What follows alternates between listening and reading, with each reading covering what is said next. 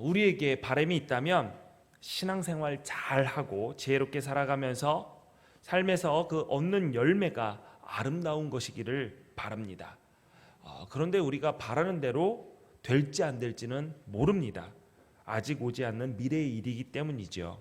그래서 우리는 미래에 대해서 항상 불안감을 가지고 있습니다. 안타까운 것이 여기에 더 있다면 미래가 불안하다고 오늘 나에게 주어진 삶을 망가뜨리는 경우가 종종 있다라는 것이죠. 우리는 현재를 살아가지만 과거와 미래의 영향을 받습니다. 과거는 이미 지나가 버린 시간입니다. 없어져 버린 시간, 되돌릴 수 없는 시간이지만 현재의 영향을 미치는 것은 오늘이 우리가 살아온 과거의 시간의 결과이기 때문입니다. 그래서 과거는 기억이 나는 이름으로 오늘에 영향을 미칩니다. 과거에 아름다웠던 기억이 오늘을 버틸 힘을 주기도 하고 과거에 받았던 상처가 아픔으로 오늘을 무너뜨리기도 합니다. 또 미래는 아직 우리에게 오지 않는 시간들입니다. 정확하게 말하면 올지 안 올지 모르는 시간들입니다. 그러나 미래는 기대와 소망이라는 이름으로 오늘에 영향을 줍니다. 우리는 오늘이라는 시간을 살면서 그것이 선한 것이든 또 그렇지 않든 과거와 미래의 영향을 받습니다. 이러한 상황에서 전도자는 이 전도서를 통해서 우리에게 강조하는 것이 있습니다. 현재를 바로 바라봐라. 과거의 상처로 인해서 현재를 무너뜨리지 말아라. 과거에 잘 나갔던 그때를 기억하면서 현재 방종하지 말아라. 현재 나에게 주어진 것이 미래에도 당연히 주어질 것이라는 확신으로 오늘을 희생시키지 말아라. 미래에 대한 불안감으로 오늘 좌절하지 말아라. 오늘 우리에게 주어진 날을 한껏 살아내라고 전도자는 우리에게 가르치고 있습니다. 왜냐하면 우리의 인생은 오늘을 어떻게 사느냐에 따라 채워지기 때문이지요. 그래서 인생을 프랙탈 구조로 이루어졌다라고 말하기도 합니다. 이 프랙탈 구조는 작은 부분이 전체의 모양을 담는 자연의 패턴을 말합니다. 예를 들어서 한 잎사귀에서 나타나는 모양이 전체 잎사귀의 패턴을 결정짓는 것입니다. 인생에서도 작은 일을 감당하는 자세를 보면서 큰 일을 맡았을 때의 그 모습을 가늠할 수가 있습니다. 자신이 머무는 방을 정리하지 못하는 사람은 삶에서 다양하게 일어나는 큰 일들을 정리할 능력 역시 없을 가능성이 매우 높습니다. 부자는 작은 돈이라도 절대 허투루 대하지 않습니다. 작은 돈이라고 소중히 여기지 않는 사람에게 큰 돈이 주어져 봤자 금방 사라지기 때문에 이런 사람들은 부자가 될 수가 없습니다.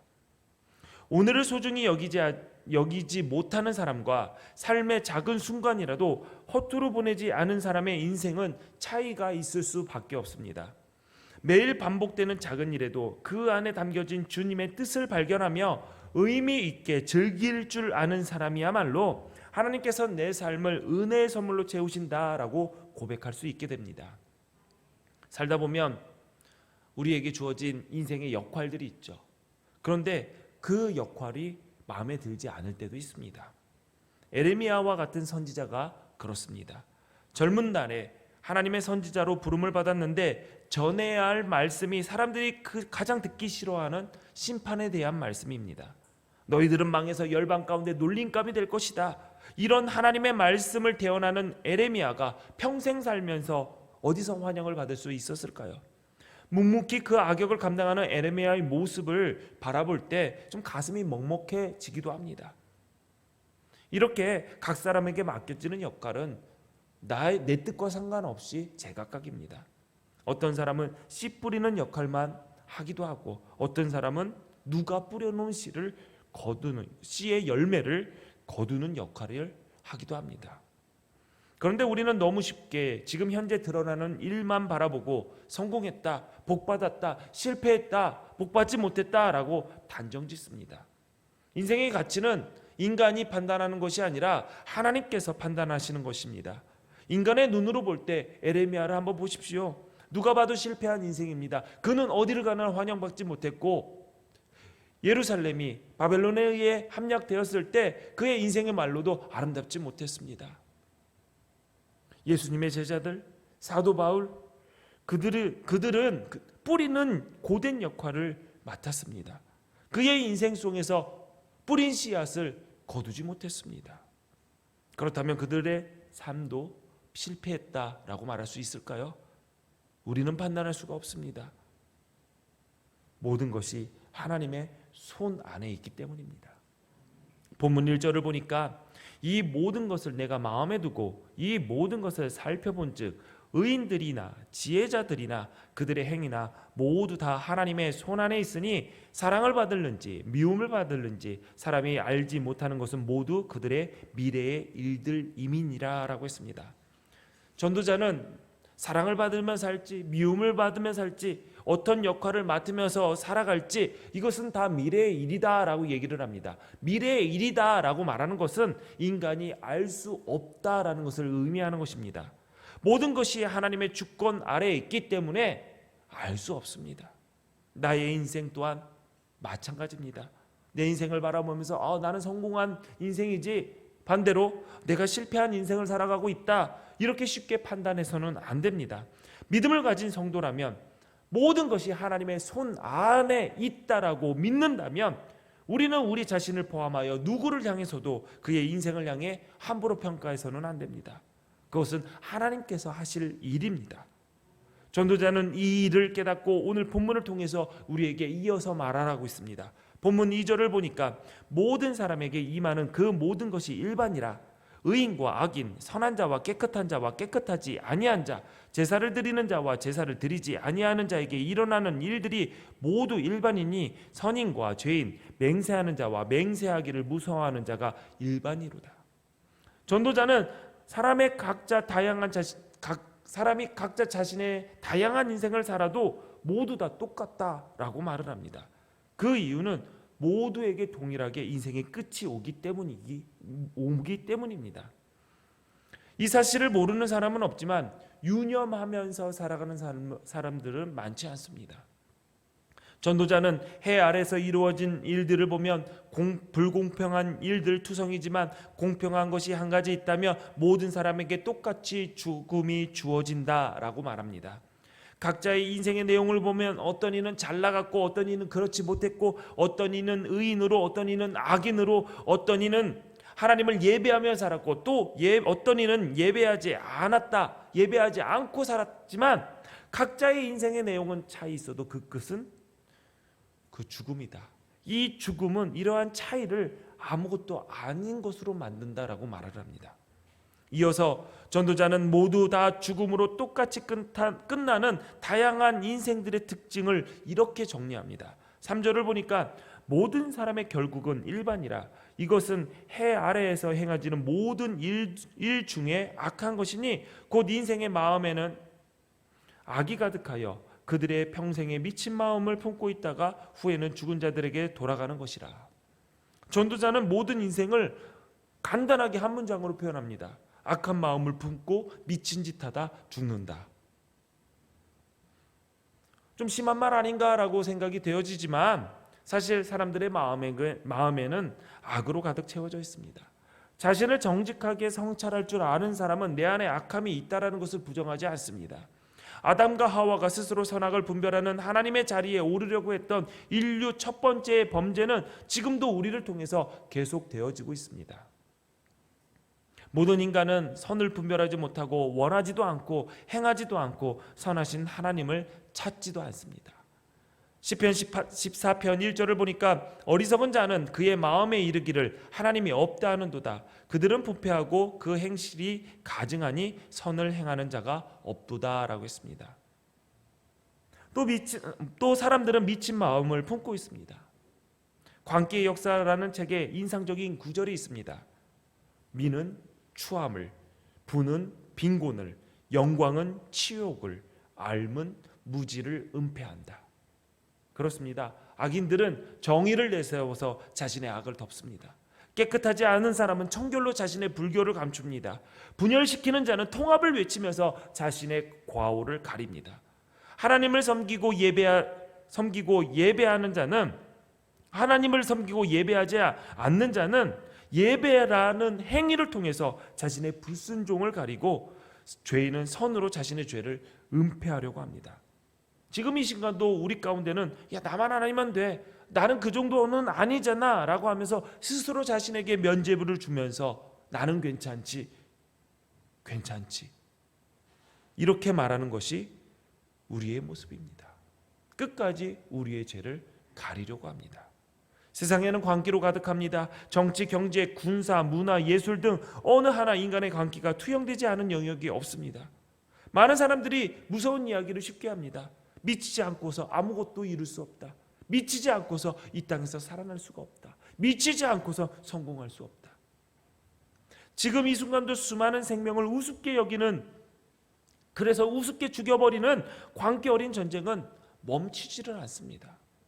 세계 곳곳에서 이러한 일들이 끊이지 않고 일어납니다. 무엇을 위해서, 무엇을 얻으려고 이런 미친 짓을 하는 것일까요?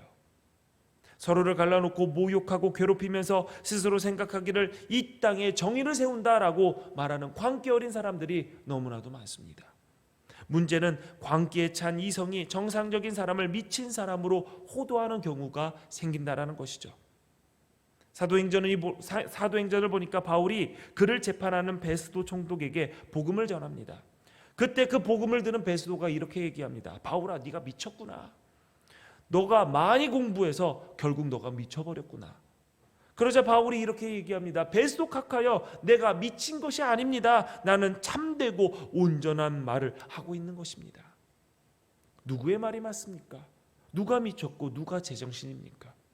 진리를 전하는 바울을 미친 사람으로 볼 수밖에 없었던 것은 베스도 자신이 광기에 취해 있었기 때문입니다. 그런데 그 사실조차도 알아차리지 못했습니다.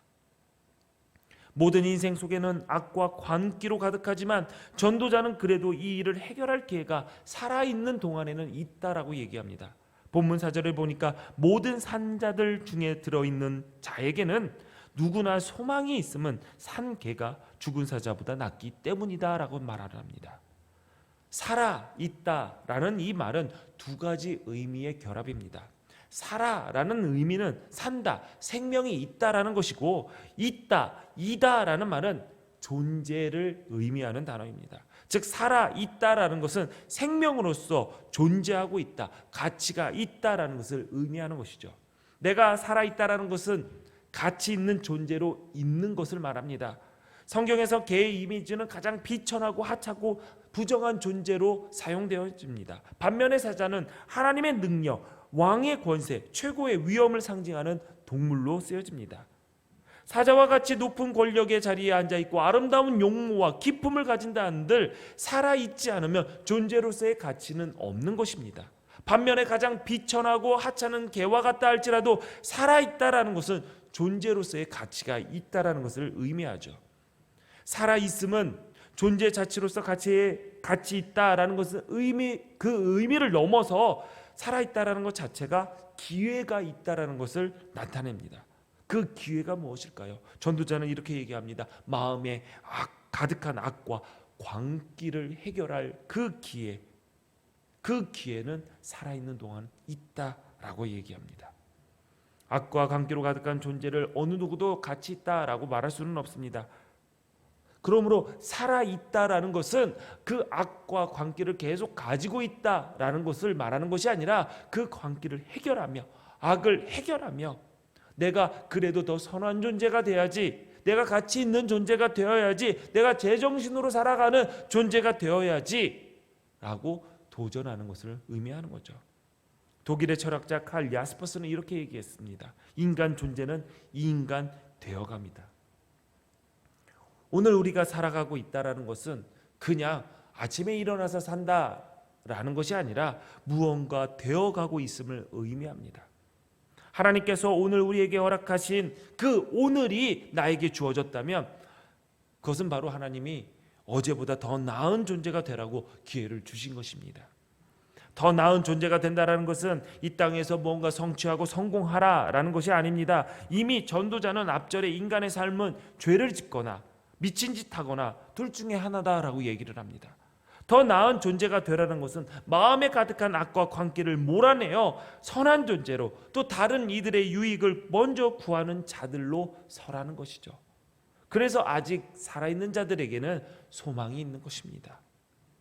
내가 오늘 살아있는 것이 오늘 죽지 않았으니까, 아침에 일어났으니까, 코에 숨이 들어오니까 사는 것이지, 이렇게 말하는 것이 아니라 하나님께서 오늘 나에게 생명을 주시고 오늘 나를 살게끔 하신 것은 또 한 번의 기회를 나에게 선물로 주셨구나 라고 고백할 수 있어야 됩니다.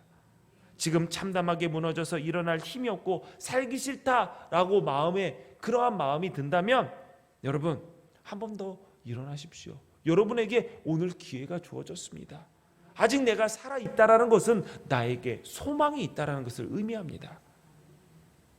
미국의 사회학자인 안토니 캠보로 박사가 95세 이상 산 50명에게 설문을 보내서 연구조사를 했습니다.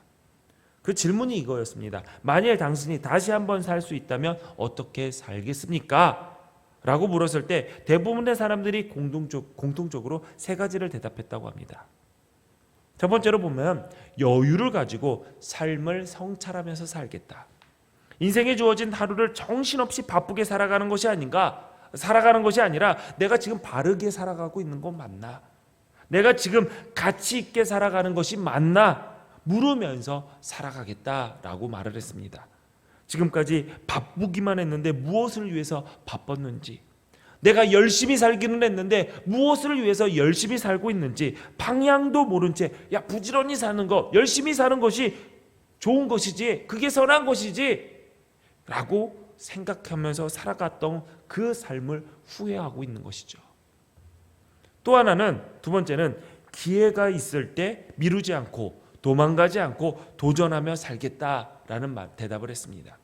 삶의 황혼에서 돌아보니까 이런저런 핑계로 또는 게으름으로 도전하지 못하고 흘려보낸 기회가 너무 많았다라는 것을 깨달은 것이죠. 그 기회가 다시 올 줄 알았는데 그게 처음이자 마지막이었다.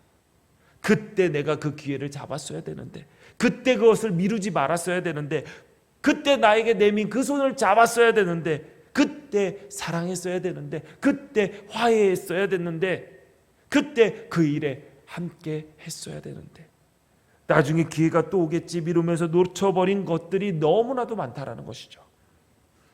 지혜롭지 못한 사람이 늘 하는 이야기가 이런 것입니다. 다음에 기회 되면 그때 하겠습니다. 다음이 없다라는 것을 알면서도 그렇게 흘려보내고 훗날 밀려오는 회한에 어쩔 줄 몰라 합니다. 우리 교회는 젊은 세대가 많아서인지 아직 40대인데 굉장히 나이 많은 사람들처럼 행동하려는 분들이 계십니다. 아무리 봐도 인생 나이에 사자 앞자리가 40대 사자가 붙었는데 이런 얘기를 쉽게 합니다. 이제 나이 먹어서 그런지 잘 안 되네요. 몸이 안 따라주네요. 그리고 50대가 되면은 은퇴하려고 합니다. 목사님, 젊은 사람들이 일할 수 있게 저는 좀 빠지려고요. 지난주 휴일이 있어서 논산에서 목회하시는 친한 친구 목사님을 만나서 이런저런 목회 이야기를 나눴습니다. 그런데 이야기를 나누다 보니까 그 교회 여선교회 회장님이 막내 권사님이에요. 막내 권사님 나이가 67입니다. 속별로 토요일에 교회 청소를 하신다고 합니다. 근데 1속, 2속 속도들의 평균 나이가 80이 훌쩍 넘어요. 2속의 최고령자 할머니는 89 권사님이신데 89 권사님이 오셔요. 청소하러 하면서 걸레를 나눠주는 거예요. 85 권사님, 82 권사님. 그러면서 딱자한대요. 우리 교회에서 앞에 사자 붙어 있고 50대 이제 좀 젊은 사람들한테 기회 주려고요 하고 미루시는 분들이 그 교회 가면 너무 좋아하실 거예요. 와, 이제 우리도 교회 학교 할 수 있겠다. 올해는 여름 성경 학교 하자. 애들 왔다고 좋아하실 거예요. 여러분, 나이는 숫자에 불과합니다. 70, 80, 90의 나이지만 아직도 배우기를 힘쓰고 도전하는 분들은 어떤 나이든 청춘입니다. 청춘입니다. 반대로 20대, 30대 젊은 나이라 할지라도 도전하기를 주저하고 배우기를 꺼려하고 현실에 안주하고자 하는 이들은 죽을 날을 기다리는 노인이라고 볼 수가 있습니다. 죽을 날을 기다리는 그 기간이 짧든 길든 짧든 그 차이지 어차피 죽을 날 기다리는 노인 똑같습니다. 여러분, 여러분의 삶을 돌아봤을 때 여러분의 삶에서 어떤 것이 가장 후회스럽습니까? 내가 어렸을 때, 내가 젊었을 때, 내가 기회 있을 때 하지 못해서 후회하는 것들이 무엇입니까? 여러분, 아직 죽지 않았습니다. 여러분 아직 살아 있습니다. 살아 있으니 기회가 주어진 것입니다. 그 기회를 해 아래 헛된 일을 하는 일에 낭비하지 마시고 해 아래 있지 않은 영원하고 신령한 일에 사용하시기를 바랍니다. 나에게 다시 한번 인생을 살 수 있는 기회가 주어진다면 무엇을 하겠느냐라는 질문의 마지막 대답, 가장 많이 한 대답이 이것입니다. 내가 죽은 뒤에도 남을 수 있는 일을 하겠다. 이 말은 내가 엄청나게 큰 업적을 남겨서 내가 죽더라도 사람들이 영원히 나의 일을, 내 이름을 기억하고 있게 하겠다, 사람들의 기억 속에 자리하고 싶다라는 그 말이 아닙니다. 이 말은 나에게 다시 한번 살 수 있는 기회가 주어진다면 영원한 것에 내 삶을 쓰겠다라는 말입니다. 여러분 뜻밖이지 않나요? 그런데 인생을 살아본 사람들은 그것을 그 인생의 황혼에 발견을 합니다. 이런 일도 해보고 저런 일에도 목숨 걸어보고 많은 일을 수고해서 이룬 줄 알았는데 돌아보니까 아무것도 잡은 것이 없는 빈손이라는 것을 깨달았죠. 그렇게 열심히 살고 그렇게 그것을 못 잡아서 안달로 애달고 살았는데 결국 모든 것을 지나보니까 남은 것은 병든 육체와 머리맡에 남겨져 있는 약봉지밖에 없는 거죠. 젊음을 다 바쳐서 인생을 통째로 사용했는데 남는 것이 하나도 없구나. 95년을 살다 보니 영원한 것밖에 남는 것이 없구나. 그래서 나에게 다시 한번 인생의 기회가 주어진다면 사라지지 않을 것, 영원한 것에 내 인생을 쓰겠다라고 말을 한 것입니다. 안타깝게도 이들에게는 다시 한번 인생이 주어지지 않습니다. 안 왔습니다. 그리고 안 될 겁니다. 기회는 이미 다 사라져버렸습니다. 지금 내가 살아있다면 이들이 그토록 바랐던 그 기회, 헛되이 쓰지 않고 영원한 것에 내 인생을 사용하겠다, 그렇게 바라던 삶의 기회가 나에게 주어진 겁니다. 여러분에게 주어진 그 기회, 여러분 어떻게 사시겠습니까? 아직 살아있음에, 아직 기회가 선물로 주어진 우리에게 전도자는 이렇게 살아라 라고 명령을 합니다. 전도자는 지혜의 말씀을 얘기하면서 권면하기도 하고 이것을 생각해보고 사색할 수 있는 그 길로 이끄는데, 오늘 본문에 보면은 전도자가 명령을 합니다. 이렇게 살아보는 것이 어때? 그게 아니라 가서 그렇게 살아 라고 명령을 합니다. 7절을 보니까 너는 가서 기쁨으로 내 음식물을 먹고 즐거운 마음으로 내 포도주를 마실지어다. 무슨 말입니까? 기쁨과 즐거움으로 일상을 살아내라. 내가 살아있다는 것을 감사함으로 너의 오늘을 축제로 만들어라 라고 명령합니다.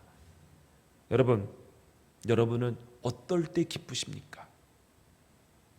여행 갈 때 기쁘시죠? 왜 여행이 기쁘냐라고 물어보니까 일상에서 벗어날 수 있어서 기쁘다라고 얘기를 합니다. 그런데 전도자는 일상에 들어가서 기뻐하라 라고 얘기를 합니다. 요즘 코로나로 인해서 놀러가지 못한 그 시간을 향해서 분노에 찬 마음, 보복하는 마음으로 가는 여행을 분노여행, 보복여행이라고 하더라고요. 혹시 여러분 분노와 보복에 가득 찬 여행을 준비하고 계십니까? 어려우실 겁니다. 다들 보복하는 마음에 불타서 비행기표가 벌써 없답니다. 할렐루야. 잘 다녀오십시오. 저는 일상에서 열심히 즐기며 기쁨으로 살아가려고요. 아멘이요? 저 그러라고요? 여러분 솔직히 얘기하면 일에서 벗어나 쉼의 시간을 갖는 거 필요합니다. 그런데 지금 세대의 여행, 쉼 이런 걸 보면 일을 더 잘하기 위해서, 나에게 주어진 일을 잘 감당하기 위해서 재충전의 목적으로 여행을 한다기보다는 여행하기 위해서 그 일한다라는 느낌을 계속 받습니다. 여러분 솔직히 일하는 거 쉽지 않습니다. 어렵습니다. 힘듭니다. 그래서 많은 사람들이 일하지 않는 것을 행복이다, 일 많이 하지 않고 그냥 돈이 많이 벌리는 것이 축복이다라고 생각을 할 때가 많습니다. 그러나 에덴 동산의 아담과 하와도 일을 했습니다. 하나님께서 그 에덴 동산을 관리하는 일을 맡기셨죠. 그래서 종교 개혁자들은 일을, 나에게 주어진 일을 소명이라고 했습니다. 불러서 이렇게 살아라. 하나님께서 우리에게 명령하신 일을 소명이라고 합니다. 여러분이 어떤 일을 하시든지 그것은 하나님께서 불러서 이 일을 하면서 살라고 맡겨주신 그 일입니다. 그러므로 귀하게 여기는 건 당연한 것이죠. 그러나 우리도 인간인지라 살다 보면 하나님께서 우리에게 맡기신 일이라 할지라도 하기 싫을 때가 있습니다. 저만 그런가요? 네. 그렇죠. 일이라는 것은 하나님께서 주신 일이라고 해도 맡겨준 그 일을 잘 감당하고 싶음에도 불구하고 하기 싫을 때가 있습니다.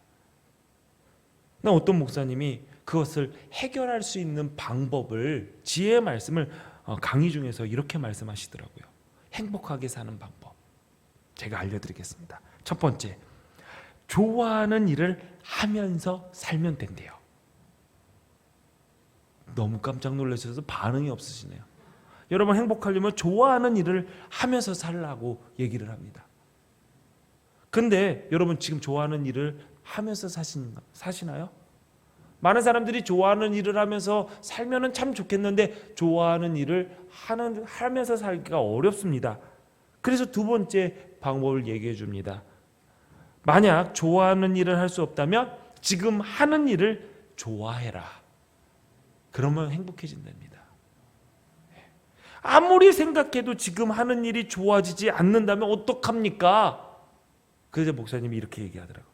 그러면은 지금 하나님 나라의 백성이 의무적으로 복무하는 기간으로 여기고 그 좋아하지 않는 일을 감당해라. 그냥 군복무하는 것처럼 생각하라는 거죠. 네.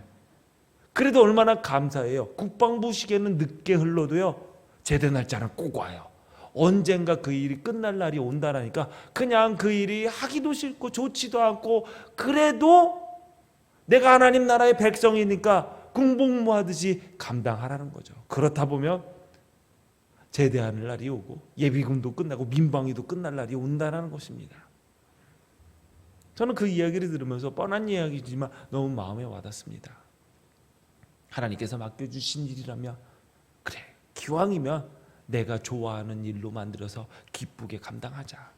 정 어렵다면 그래, 내가 하나님 나라의 백성으로 받은 그 복이 너무나도 크니 이까지 정도야 내가 의무로 감당하자. 그런 마음이 너무나도 그리스도인다운 마음이라고 생각을 합니다. 우리가 하나님께 영광 돌린다, 우리의 삶을 통해서 영광 돌린다는 말을 많이 합니다. 내가 성공해서 그래서 누군가 나를 향해 칭찬할 때 그때 하나님께 영광 돌린다라고 말을 해야지. 사실 그것도 하나님께 영광 돌리는 거 맞지만 하나님께서 우리에게 맡겨주신 일들을 통하여서 내가 기쁨으로 즐거운 마음으로 감당하는 것을 하나님께 보여드림으로 하나님께 영광 돌려야 됩니다.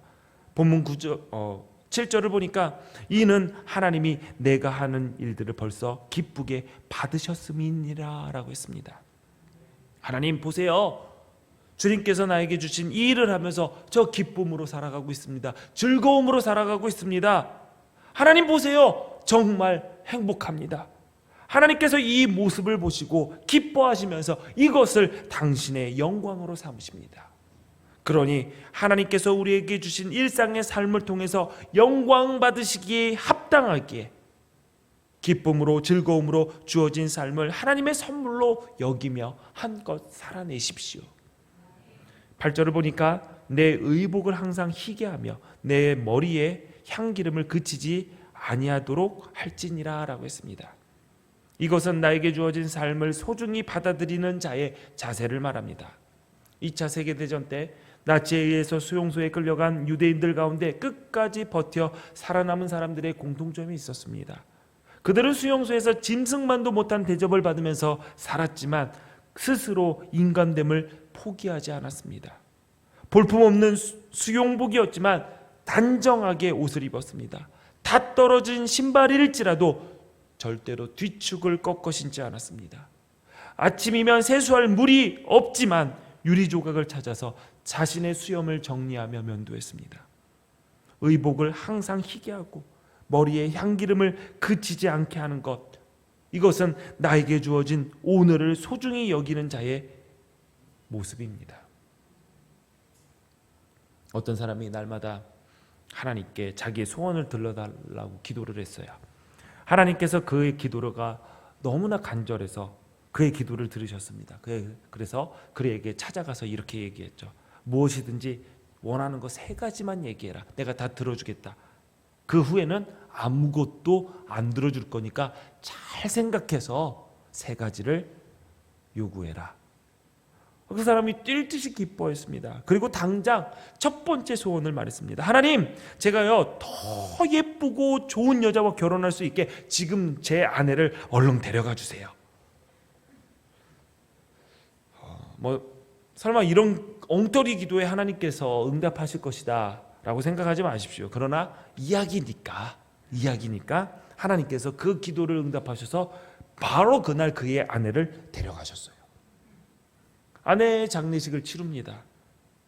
그런데 일가 친척들이 모여서 죽은 아내의 좋은 품성을 다 늘어놓으면서 정말 아까운 사람이 일찍 갔다고 너무 안타까워하는 거예요. 잘 생각해 보니까 그 사람이 그러니까 내 아내만한 사람이 없었던 거예요. 그리고 아무리 찾아봐도 이 아내만한 사람을 다시 만날 자신이 없는 거예요. 그래서 다시 주님께 얘기를 했습니다. 제가 너무 성급했던 것 같아요.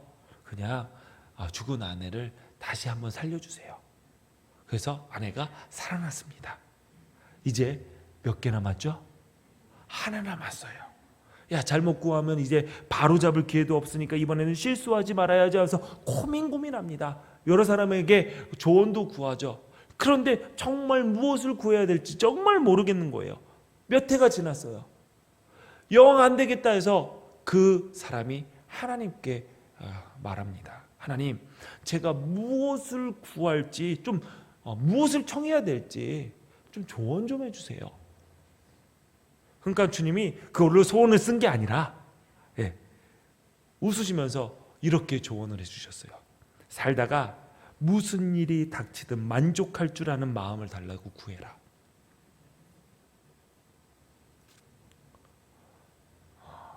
살면서 무슨 일을 닥치든지 만족할 수 있는 마음, 감사할 수 있는 마음, 이게 얼마나 소중한 것인지 우리는 사실 잘 알지 못합니다. 그러나 이 말이 정말 맞는 말인 것은 우리는 압니다. 우리가 살아가면서 여러 가지 일을 만나죠. 근데 어떤 일도 한 면만 가지고 와서 우리에게 오지 못합니다. 모든 일은 양면이 있습니다. 즉 장점은 단점이기도 하고 반대로 단점은 장점이기도 합니다. 예를 들어서 어떤 것을 배워도 척척 다 잘해내고 정말 재능이 많은 사람이 있습니다. 여러분 보실 때 장점 같죠? 장점입니다. 분명히 장점입니다. 많은 사람들이 부러워하죠. 다재다능한 사람. 그런데 이런 사람들의 단점이 있습니다. 모든 것을 다 잘하기 때문에 어느 하나 특별하게 잘하는 게 없습니다. 제가 그렇습니다. 제가 악기를요 10몇 개를 다룹니다. 그런데 잘하는 악기는 하나도 없습니다. 그냥 그저 그렇게 대충 연주할 줄만 아는 수준이지 와 정말 연주가 같다, 정말 너무 잘하십니다, 이렇게 칭찬받은 게 없어요. 와 많이 다룰 줄만 아는 걸로만 칭찬을 받지 잘한다라고 칭찬을 못 받습니다. 이게 바로 다재다능한 사람의 장점이자 단점입니다. 반대로 뭐든 하나밖에 못하는 사람이 있어요. 2개를 알려주면 저 정신없어요 하면서 하나만 하는 사람들, 2개를 시키면 2개 다 망하는 사람들이 있어요. 이런 사람들 단점이죠. 어떻게 하나밖에 못해? 그렇죠. 저희 아내가 그렇습니다. 저희 아내는 하나만 잘합니다. 하나만 팝니다. 그런데 이게 단점으로 보이지만 장점입니다. 이런 사람들이 대부분 어떤 분야의 전문가가 되어 있습니다. 여러분, 모든 일은 그러니까 나의 단점을 보시고 너무 괴로워하지 마세요. 그거 바꾸고 말하면 장점입니다. 어떤 사람이 그러더라고요. 저랑 같이 사는 사람은 참 사람이 묵직해요. 제 남편은 참 묵직해요. 든든해요. 장점이죠? 단점은 뭘까요? 집에 가서 말 한마디도 안 해요. 이게 단점입니다. 바꿔 말할까요?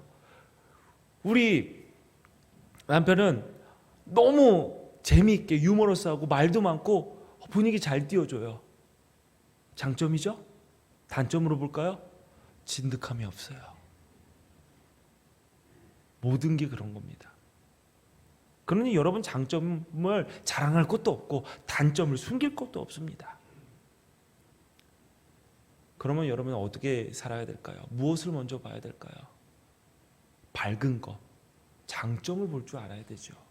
여러분, 어두운 밤에 무엇을 봐도, 어떠한 아름다운 걸 봐도 어두운 밤에는 검은 실루엣밖에 안 보입니다.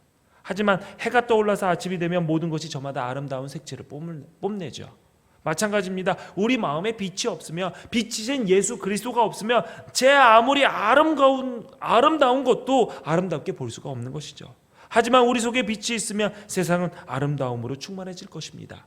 바울은 우리에게 이렇게 얘기했습니다. 디모데전서 6장 8절에 보니까 우리가 먹을 것과 입을 것이 있은 줄 족한 줄 알 것이다.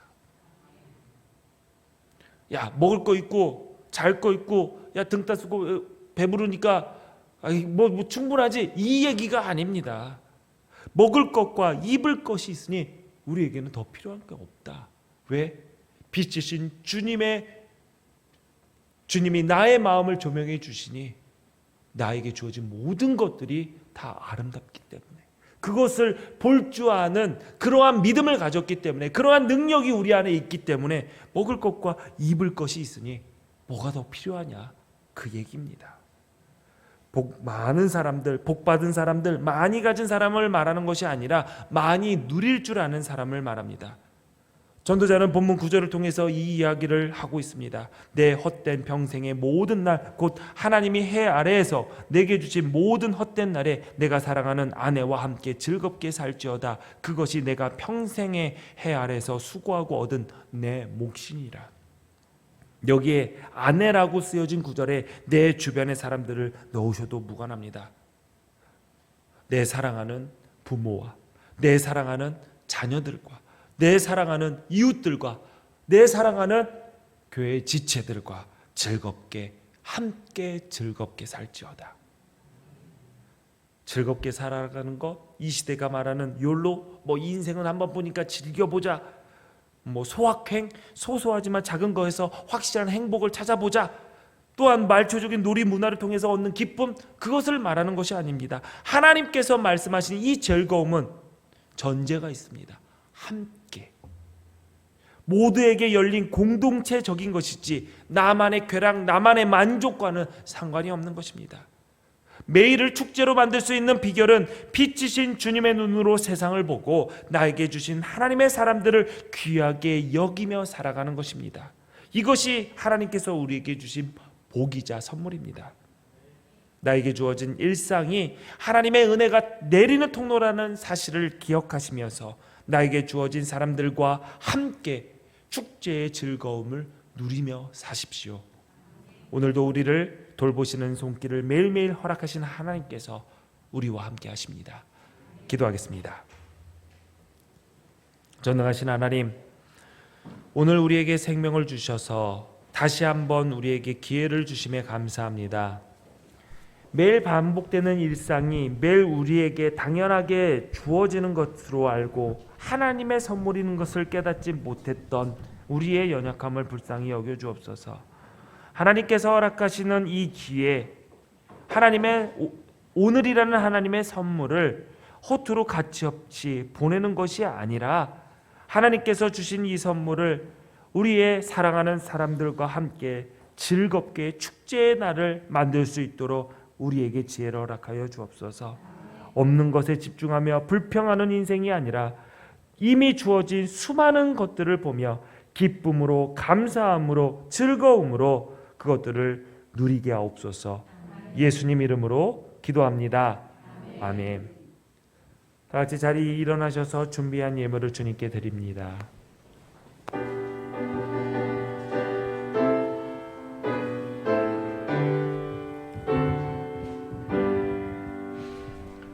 모든 것이 주께로부터 왔으니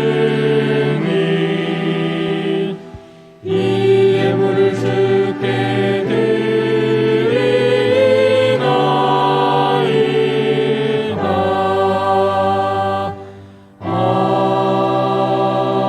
아멘.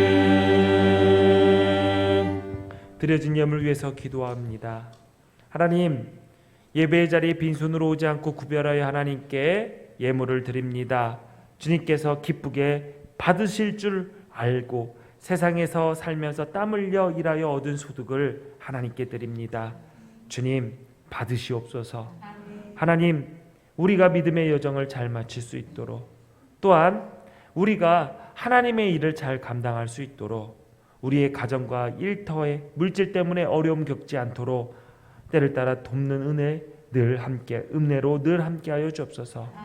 인생의 순간순간마다 하나님으로부터 받은 것에 대한 감사의 고백과 주님의 일에 함께 부름받았다라는 그 사명을 감당하는 헌신이 식지 않도록 하나님 우리의 믿음 또한 지켜주옵소서. 이 예물을 맡아 사용하는 기둥교회도 함께하여 주셔서 인간의 생각과 욕심이 아닌 하나님의 뜻을 이루는 일에 지혜롭게 사용할 수 있도록 인도하여 주옵소서.